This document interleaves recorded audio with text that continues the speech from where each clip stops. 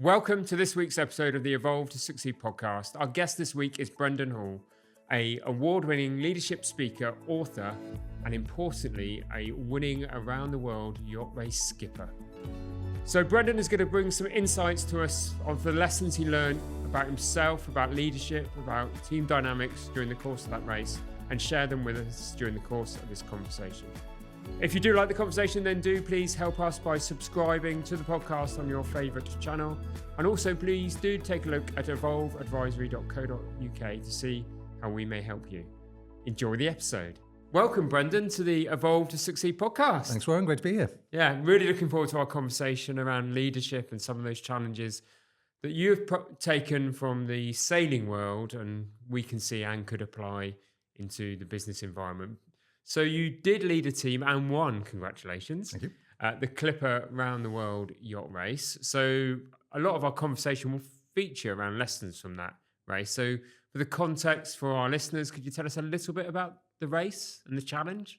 Yeah, sure. So the Clipper race is it's a race. It goes every 2 years, 11 months to circumnavigate the world on identical boats, which is important. Everyone's got the same starting resources. Even Stevens. But I'd say the thing that makes it really unique is it's the world's only amateur yacht race. Okay. So like you literally right now could get the phone out and download an application form and sign up for it. Having with no sailing zero experience. sailing, That's mad. never, ever, ever. It sounds like that on its face. You've got to do 6 weeks of intensive training before. Okay. So, but you know, the type of people that are attracted to this thing, that you know, no one who's a plonker signs up for this. Yeah. It's quite a self-selecting group that go for this. So you're dealing with the right type of personalities, if you like. We had a 60-40 split of men to women on my team, age range of 17 to 63. Or, you know, my oldest crew member just had a hip replacement. So it's not just your kind of young, fit, kind of ready to go people. It's real diversity. And yeah, I mean, people sign up for all sorts of different reasons. Yeah. One person on my team said they're on the race to try and meet a romantic partner. Okay. Another one said they literally wrote second place is the first loser. Hyper competitive. So and everyone else in between. So as a leader of the team, you got to manage the team with all those differing motivations through all this adversity. And do they stay with you for the whole trip? Is it a continuous round the world race? No. So the race is broken up into lots of sections, eight sections, legs kind of thing. 8 legs, and some people sign up for the whole thing. Okay. Others come and go. They could just sign up for one of the shorter sections.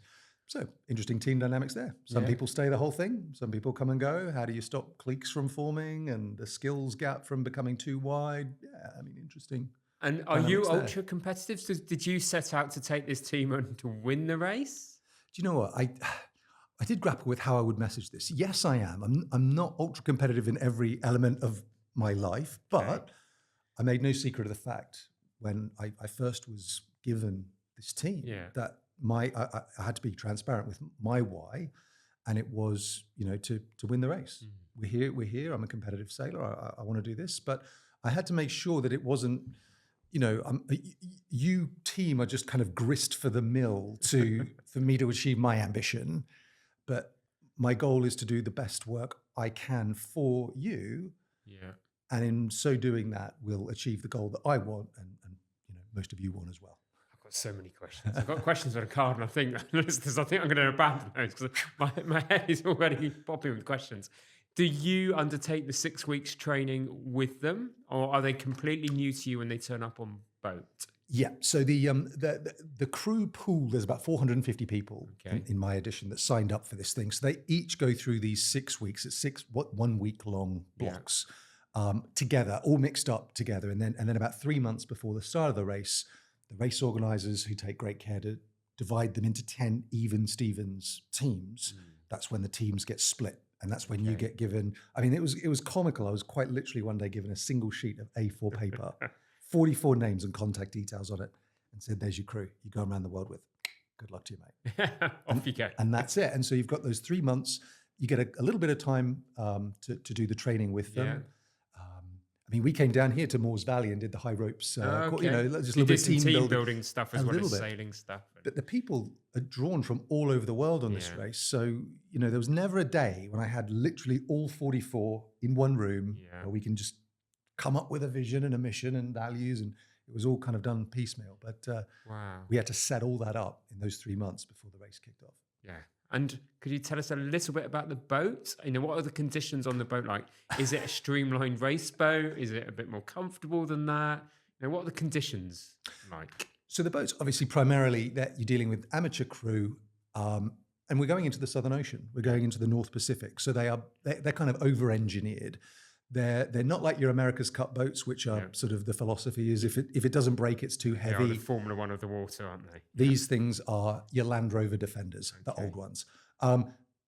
Built heavy, built tough. But the idea is that with sailing boats, so long as they're all the same, it doesn't really matter if they're super high performance or not, because it's an even race. Yeah. But yeah, these boats are sort of built tough, but inside, like any boat, it's about being as light as possible. The lighter it is, better power to weight. So there's no creature comforts at all. The toilets didn't even have a door. They had a zip down curtain. Okay. For your money, you sign up. You don't get a bed with your own cabin and a bathroom. You get literally a bed that folds down from the wall with like mattress like you get on a sun lounger. Okay, yeah. And you're in a sleeping bag. And the food, there's no refrigeration. So the food is very sort of bland kind of subsistence food, just energy. Just getting the calories in. Fuel for the engine. So there's, but you're there and everything's manual. There's no electric winches or hydraulics or anything. They are fully manual boats. So they're very heavy, take a lot of people to do all the maneuvers. And that's the setup of the race. And can you remember your personal feelings the day you set off for the start line with that crew? I had this moment, right? You there. The whole process, I went through the selection process, 160 skippers, whittled down to the sort of final 10 through these series of trials. And I got the dream job. Amazing, call mum and dad. I did it. And then, you get your team and everything, and it all sort of becomes real. And we went through the training. I was feeling really, really sort of proud and pleased with myself. We're setting off on this big adventure. And then the day we left from Hull, out the Humber. And we went on a stage and I sort of asked a few questions, and it was all the crowd was there, all the boats leave, big choreographed sort of thing. And as I'm walking down to the boat, we're all walking as a team, this big sort of parade, everyone's there clapping. And there was a guy that I'd met in the previous edition of the race who did the previous edition. He was a crew member and he went overboard in the Southern Ocean and he was rescued by his team. But I hadn't seen him since I'd met him in the training a couple of years back. And suddenly this face appeared out of the crowd and I recognized him immediately. And he beckoned me over and he kind of grabbed onto my shoulders and he just said, "Keep them safe. Promise me you'll keep them safe." God, the hairs on the back of my neck have just gone up. And it was just one of those, you just smashed back down to earth with a thump kind of moments. Yeah. And then that moment's passed and you're walking again. But I just never remember, I remember that.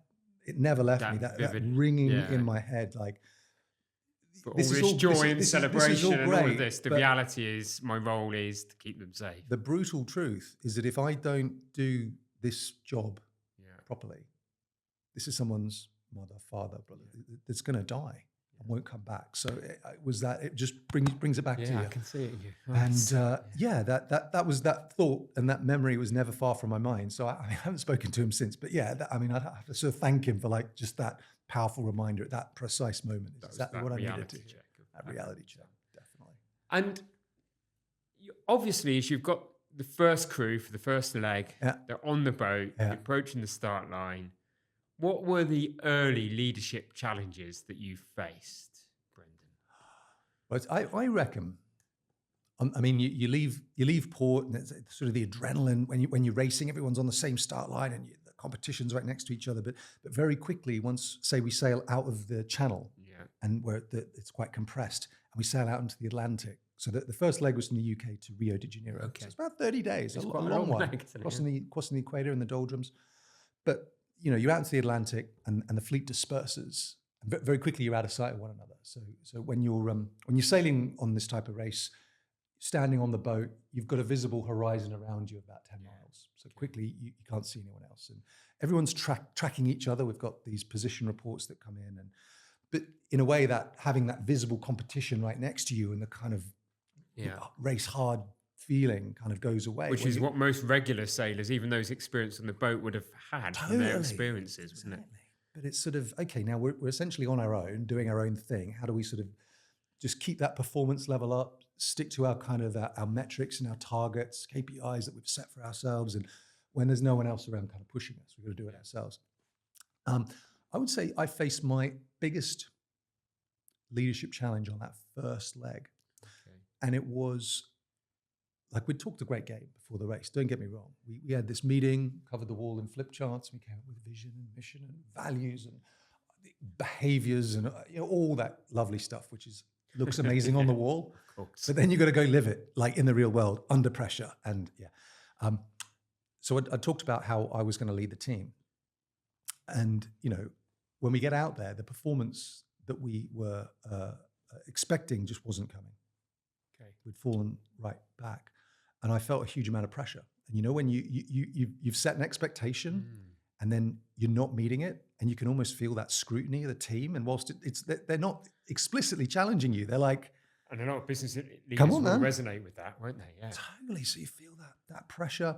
I should also mention I was the youngest and least experienced of the 10 skippers selected. So I always had this sort of secret monkey on my back about, I don't call it imposter syndrome, but those moments of self-doubt and those, questioning your own decisions, and it's all playing out back here.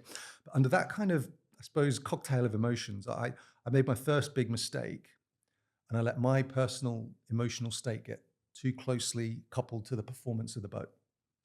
So every 6 hours we'd get this email which would tell us how we were doing versus our rivals.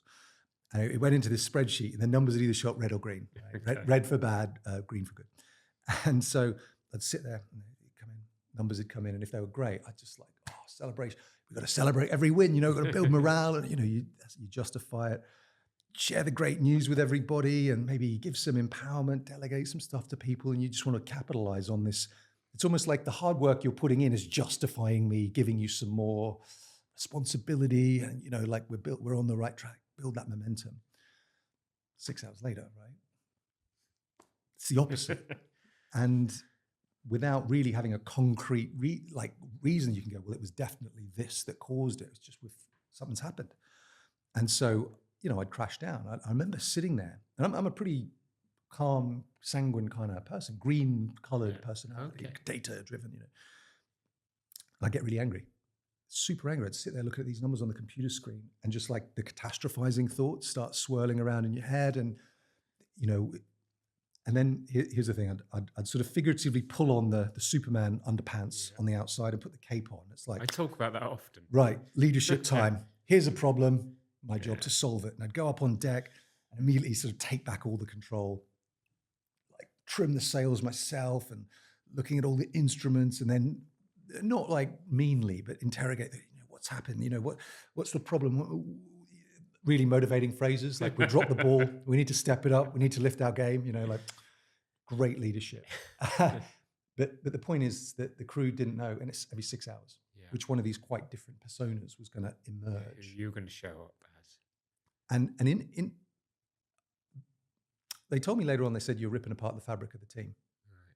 But here's the thing. If someone had come up to me, and I think I'm a self-aware person, I think we all do, right? If someone had come up and sort of like this with a microphone and said, what sort of leader are you being right now, interview style? I know I would have said, I'm a pace setter, high performance standards. We set these numbers, and when we're meeting those targets, I want to celebrate that, obviously. But when we're not achieving that, I want to communicate that as well, so we can close the delta.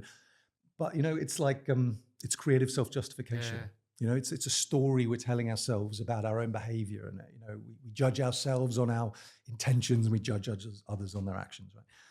But I couldn't see it. It was one of these behaviors that was in the blind spot, and they called me out on it. Wow. These pendulum swings, right? They said they were getting progressively worse over the next 8 days. Okay. Until they said, we've had enough. And they mutinied. They mutinied. Did they put a plank out for you? There were no guns, cutlasses, or planks involved. I caveat this, and I'm Australian originally, so this is a bit of a dig, but I called it a very British mutiny. So they very had dignified. They had a conversation without me whilst I was asleep, so as not to confront or offend. But no, well, I'm asleep one night. They get together on the deck of the boat in like hushed tones by the light of their head torches, and they talk about this behavior and what it's making them feel, and how morale's going down, and they just can't cope with this volatility. And, they sort of said, I remember one of them, they reflected this to me like afterwards, and they said, we said we'd rather he be a consistent bastard than someone who's really up and down. It was a tongue-in-cheek comment, of course, but what they wanted was consistency, not volatility. We talk about it in our leadership programs a lot. The two things you need are high support, high challenge, and you're sort of erring between probably being really supportive but with low challenge, to being highly challenging, exactly, with low support, and you're just yin-yanging between the two. Exactly. But whatever you are, you've got to be consistent, haven't you? Totally. And so anyway, they one of the team, she volunteered to speak for the group and bring it to my attention, an HR director in her life ashore. And I'll never forget, it was a stroke of genius. What she did was waited until we had the next bad position report. And I'm looking at the computer screen, numbers are red, heads going down. She comes and sits on the seat next to us and says, Brendan, we need to have a talk, in that like no nonsense HR directory. Where, they must learn at HR director school. And she said, the team and I have had a meeting without you, and we've been discussing your behavior. And, and I mean, tell you what, that gets your heart rate going to hear that. And then she tells me everything they've talked about, and finishes us off with that lovely phrase, this is the change we expect to see. And I remember I was really caught out, when you just, you've been caught out, and in that moment that like, they're right. Self-aware enough to, but what do you say? So I just sort of said, okay, well, I'm not sure I agree with everything you said. I'm going to need some time to think about it, and kind of cheers for the feedback, said with sincerity. And I went to my bunk, and I was overcome, honestly, with this feeling of like, genuine shame. Like you shouldn't feel all too many times in your life, professionally at least. It's like, I've let myself down, let the team down. They're all writing home about their manic depressive skipper who's like clearly way too young for this job. He's totally out of his depth. And I mean, like, all those... And that whole imposter syndrome would take over completely. And without someone to be there, maybe as a support and a sense check, and, to coach you through it, those dark thoughts can kind of really overtake you. But when you're at sea, you don't have a chance to like just time out and go home and regain your reset perspective. moment, I assume, is a half hour, an hour laid on the bed kind of thing. And that's it. And it's so after you beat yourself up for so long, and then that's not going to help anymore. But the first thing I did was I pulled out a marker pen, like a permanent marker, and I wrote myself a note on this roof, like a fiberglass bulkhead above my bunk, and I wrote the words, "Your mood equals their mood." I'm mathematically minded, so your mood, because the way they expressed it to me, they said, Brendan, you cast this huge mood shadow over the team, and you don't seem to be aware of it. And when you're up, it brings us up, and when you're down, it crashes us down, man. And we can't go on the roller coaster ride with you. We need you, and they use this phrase, we need you to be the rock at the center of the team. Don't get too high when things are going great. Don't get too down when things are, think of the ups and downs we're going to be going through over the next 11 months, man. Like you can't subject yourself to. We need you to be like that. And that was a real learning for me. And that's the one learning that you've taken from your own leadership, is it? Absolutely. It's and consistency. And we often talk about don't put the Superman pants on as well. Exactly. Because you think you're solving it, but you're doing more damage, aren't you? Totally. But here's the thing, and I had this reflection later on in the race, was as my team grew and evolved, and my aim was always to make them as autonomous as possible. I didn't want to have to spoon feed them. I mean, if for no other reason than if I was ever killed or incapacitated or washed over the side, they had to be able to get themselves to safety on their own in some direction. So it was always my desire to kind of make them as autonomous as possible and entrusted and empowered and all that stuff. But as I got to the point where I'd given that over, I started to realize that my motivation was fading. And it was because I remember how it felt back at the start of the race, when I did wear the Superman pants a bit more, when I solved all the problems, when I was at the center of all the decisions, when I highly operational, if you like.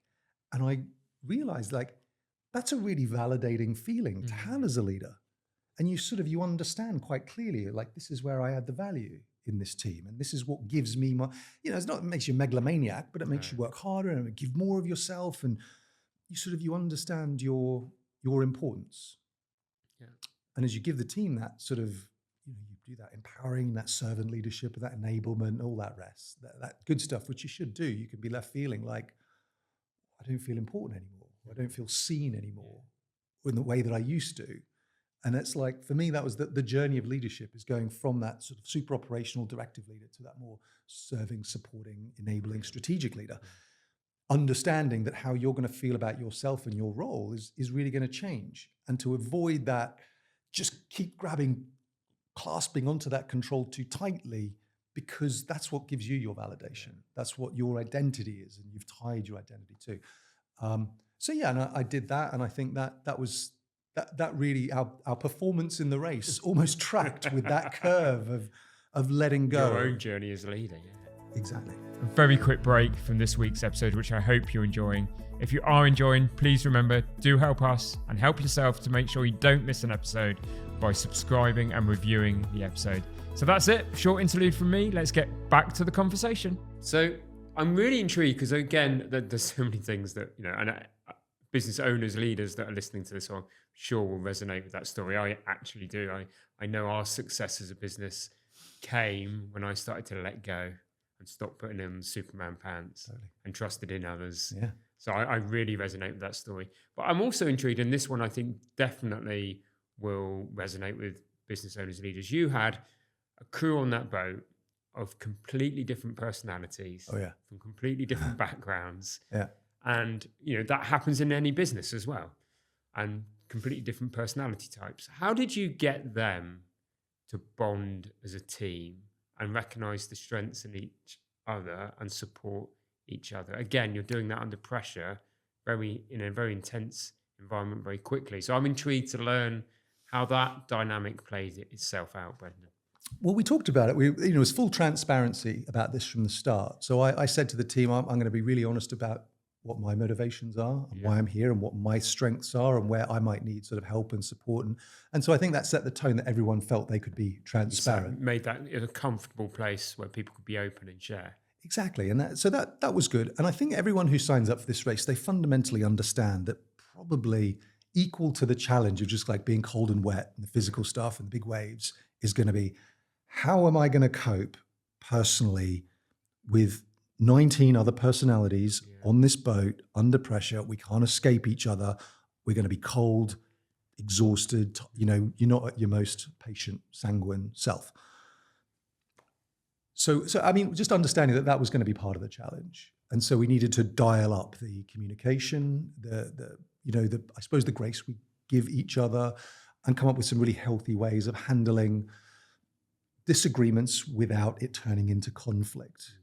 So it was about understanding what people wanted from the race, first of all, and what strengths people brought to the race. There were different physical abilities. There were, but everyone organically sort of found their place on the boat, and there was a mutual respect. And there's a shared objective, isn't there? There's a shared objective of winning, and I got to say, and I don't mean this to sound cynical, but I've never met anyone who doesn't like winning. Yeah.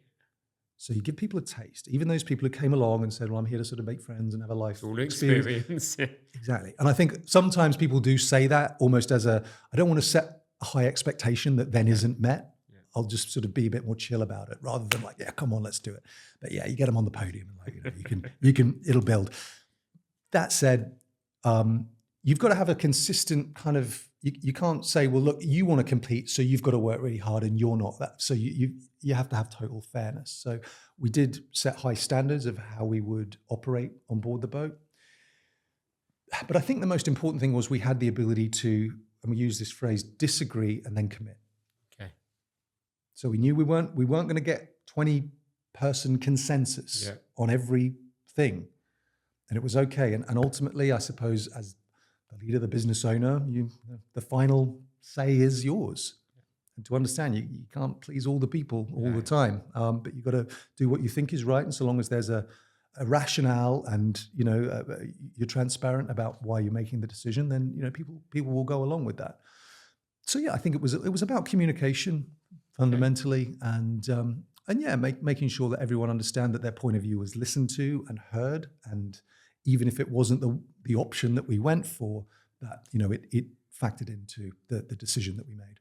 Yeah. Thank you, Brendan. You've talked about your most extreme, toughest moment as a leader in that very first leg. As a team, could you remember throughout the whole race, what was the moment where you all had to dig in and show resilience? Oh, for sure. Well, there was one thing that happened on our race that had never happened on any of the previous editions of the race. It was on the most dangerous leg, which was the crossing from Asia. We started in Qingdao in northern China, and we were sailing to San Francisco, so across the Pacific, 6,500 nautical miles, about 35 days, in the middle of winter. So there is no landmass between the two. There is nothing, and there's hurricane force weather systems that sort of move across. And this was the big one. This is where the fatalities on this race have happened. It's the most dangerous bit by far. And we were about just over a week in. We just sailed around the southern tip of Japan, and we were heading out into the expanse of the Pacific, about 700 miles off the coast of Japan on the Pacific side. And we're racing hard, and one of the other boats in the fleet gets knocked down, which is about the worst thing that can happen. Where a wave crashes into the boat on the side and rolls it over. All the tons of water cascade down the deck. The skipper got washed down the deck, and his leg against a steel stanchion, and he broke his leg. Real bad injury. And the Japanese Coast Guard sent one of their fast patrol ships to come and evacuate him. I get told to immediately stop racing, turn the boat around and get back and rendezvous with them, because one of my team on that leg was an A&E doc. So you had the expertise needed for the boat and the team. So she would be able to help them over the radio. By the time we arrived back with them, long-term plans come together between the regulators and the race committee and the sort of organizers, all the stakeholders. And the plan that came together was that they would ask one of the skippers from one of the other boats to transfer across from their boat onto this other boat called Hull and Humber, sponsored by Hull and Humberside. And they would make sure that the evacuation of the injured skipper to the Japanese Coast Guard was done safely and correctly. And then they would stay on that boat and skipper that boat in tandem with their own boat the rest of the way across to San Francisco, still 3.5 weeks away.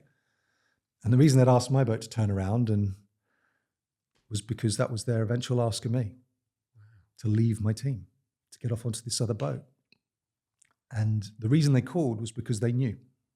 Everyone around the race knew. Out of all the teams in the race, mine was the one that was empowered and entrusted and autonomized to the point where they could sail the boat operationally to the safety standard that we demanded and expected at all times, whilst no longer racing, that pressure removed, without their leader being there, telling everyone what to do all the time. Because of all the hard work that we've done, it's about 2/3 of the way through the whole trip. But yeah, rock and a hard place. I mean, how did you feel when you stepped off your boat and left your team behind to join the other team? I mean, clearly from a choice and the right thing to do, it's the right thing to do. But what was your personal feelings the moment you did that? Awful. Yeah. Do you know, it's one of those moments. There are moments, I guess, in life, business, and on this race certainly, where you can just tell that everyone's eyes lock on you a bit more.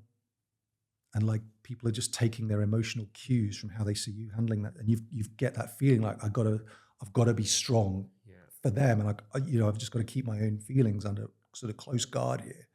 And I remember, we got all the safety stuff ready, and I'm about to step across, and it's just hugs and words of encouragement for everybody. And then it gets to my crew member, and to rewind, just before we left Qingdao, she made me promise her that I'd keep her safe. Okay. And I did. I was kind of swept away in the emotion. And I said, yeah, of course I'll keep you safe. She was really nervous about doing this leg. And moments from leaving, and she said to me these words, looked me dead in the eye and said, "You're abandoning me." And she turned. And I'll never forget saying to the back of this red suited figure, "I'm sorry, but I have to go. I'm sorry, I have to go." And step across onto the other boat. And sort of, again, the Japanese Coast Guard arrived, and it's all action and everything else. And the Hull and Humber team sort of needed triage. They're all crashing after firing on adrenaline. And anyway, we sort of got things contained. But that moment of going across, the guilt I felt at that moment, when someone says it to your face, and you don't know in that moment, like, am I making the right decision? But it's been made. Yeah. And this is it. You can say it's the right thing to do either way, right? You can, but I just had to not hope for the best, more than that, but just do everything I could, work 24 out of 7, whatever it took to just get these 2 boats safely. And you did sail in tandem effectively, as close as you can, I suppose. We did. Well, we stayed within 15 miles so that we can always, that's the range of our radios, so we can always talk to each other. But yeah, we did. We crossed the rest of the North Pacific like that and sailed through Hurricane. Yeah. So it was force 12, biggest sea, 27 vertical meter waves. Biggest I've ever seen. And we got the boat safely there, rescued another boat along the way who'd been dismasted. But we got this little flotilla of 3 boats eventually to San Francisco. And it was my team's ultimate achievement, and the resilience it took for them to do that. I mean, without their leader, without that reassurance, I was still there, but I was on the other end of a phone essentially. It was their supreme achievement as a team, and it was what enabled the success that followed. And when we regrouped in San Fran, and we had some downtime and all sort of recovered, and then got together for a meeting. And so, what learnings can we take from this harrowing experience we've gotten through? And we're going to be racing from here on. So how do we sort of turn that into some competitive advantage moving forward? And the way they phrased it to me was, they said, we can sail the boat without you, but we can't race the boat without you. That's the bit you add. Right. That's the layer on top that you was add. your leadership layer. That's your leadership layer. That's where we need you, man. Up on the balcony, not on the dance floor. Yeah. And so that was it. And so I sort of again refocused, went from what got you here won't get you there. Yeah. This is what the team need right now. And we set off again. And over the course of the rest of the race, we cleaned up. And in the end, when we sailed across the final finish line back here in the UK, we'd won the race by the largest margin it had been won by. But that does resonate so true with businesses, isn't it? That a lot of businesses will operate day in, day out.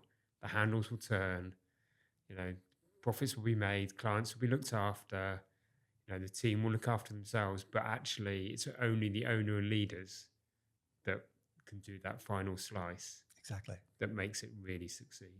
Totally. And I always had two things, 2 little checks that I did with myself, and I still use them to this day. One was always asking myself, how much time are you spending doing the stuff that only you can do? Mm-hmm. And that was always just a little, am I being too operational? Am I getting the long screwdriver out and starting to, sort of get in the weeds? Yeah. And usually if you sort of interrogate yourself a little bit, it's because that's where I come from. I love sailing. I love pulling on ropes. And that's what just gives me my kicks as well. So just let me do it. But to understand, you can do that, but you've got to just sort of preempt it with the team and say, look, I'm not doing this because I don't trust you, or I don't think you're doing it well enough. I just need a bit of time. I need to play as well. Yeah, okay. I need a bit of time. And if you do that, they're like, fill your boots, mate. And the other one was, when you feel that temptation or the magnetism to kind of take that control back, was to ask that sort of is it really true question? I do that a lot. Is it really true that they can't do this, they don't have the skills, capabilities, or with a bit of coaching, they couldn't figure it out? Or is it something inside of me that wants that control, needs that control?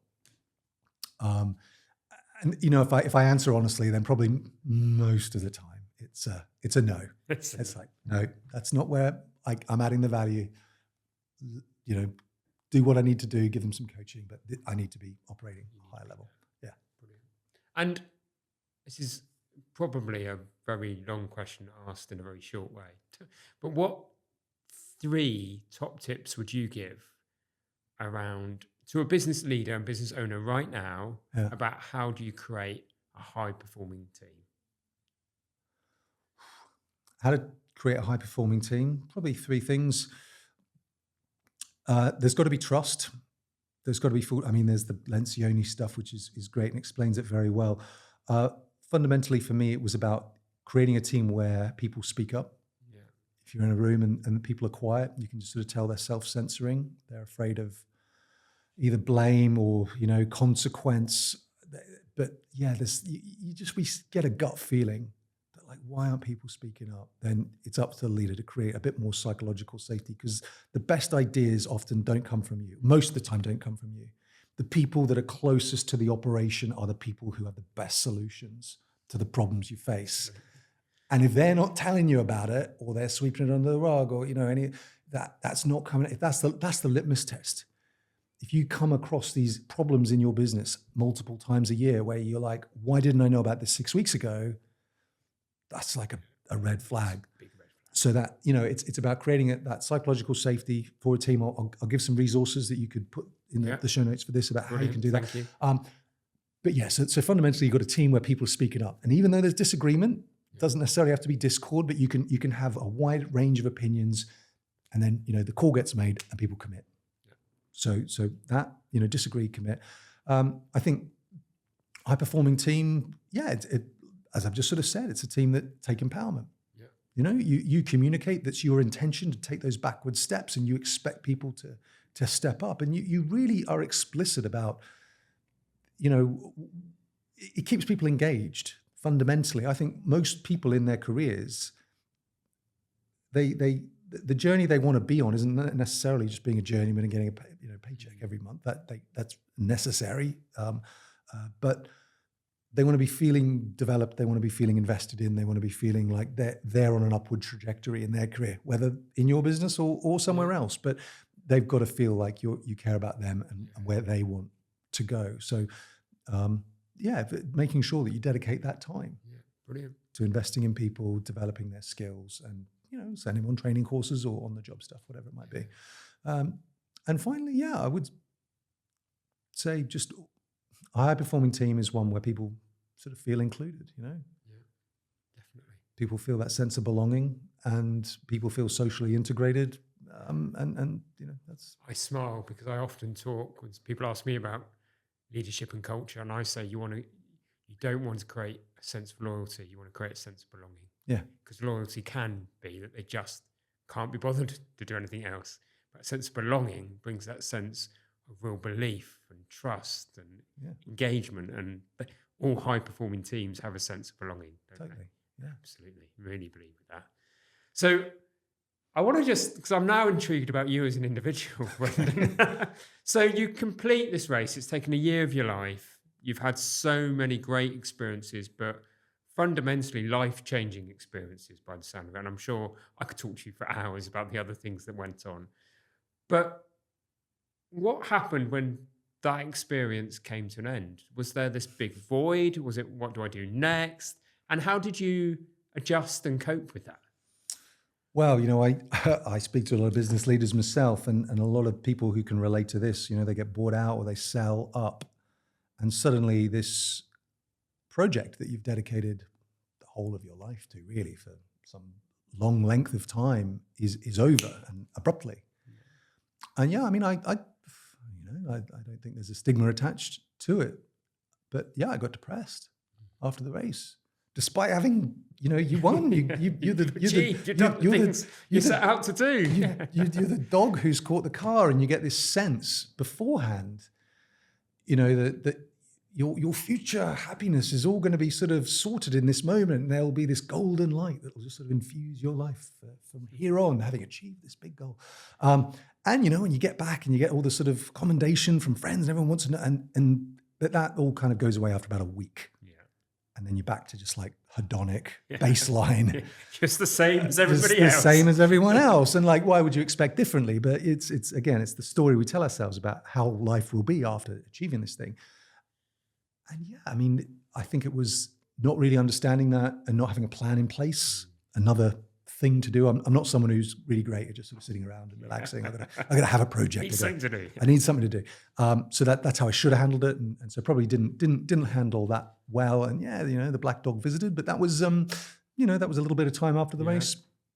Got past that, through that, and then went and my wife and I, my girlfriend, now wife, we went and worked together on super yachts for the next 5 years. So big luxury sort of sailing vessels. Quite a contrast. Quite a contrast, yes, exactly. So managing the expectations of guests rather than, we're also maintaining the boat and looking after the vessel itself. But still on the water. So still on the water, still doing that. And then settled here in lovely Poole, where we've been ever since. Brilliant, fantastic. And I always end the podcast with this one question, which is, and I'm really intrigued by your answer, what's your personal definition of success? To live a good life, to leave minimal trace on the environment, and to generally affect people's lives in a positive way. Brilliant.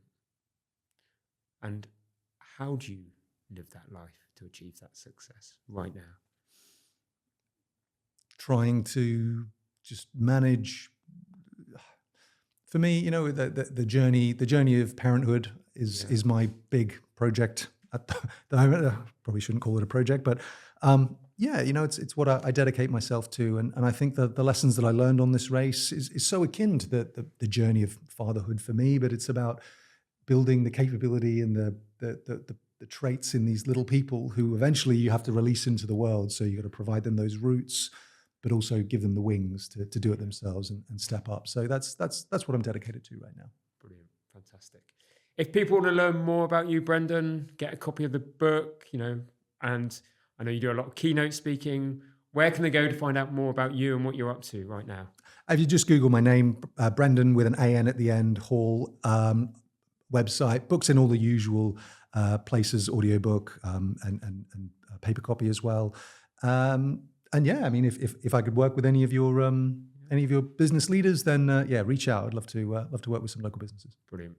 Brendan, I don't think I've had a guest on this podcast for a little while that's put the hairs on the back of my neck up quite so much. And I knew there'd be things in your story that would resonate with business owners, business leaders, but there was so much that you've shared, and you've done that with such emotion and integrity. And thank you for being so honest during the course of our conversation on the Evolve to Succeed podcast. Thanks very much, Warren. Pleasure to be here. So I think I summed up that conversation in the very last kind of few minutes of that podcast with Brendan. How insightful he was, how honest he was. It was amazing to see the emotion that he shared as he was sharing some of those stories. And there were so many takeaways, as I think I resonated with and shared during the course of the conversation. So I really hope you've enjoyed that episode of the Evolve to Succeed podcast. Please do remember to subscribe to the podcast on your favorite channel to catch the very next episode of the Evolve to Succeed podcast. Thank you.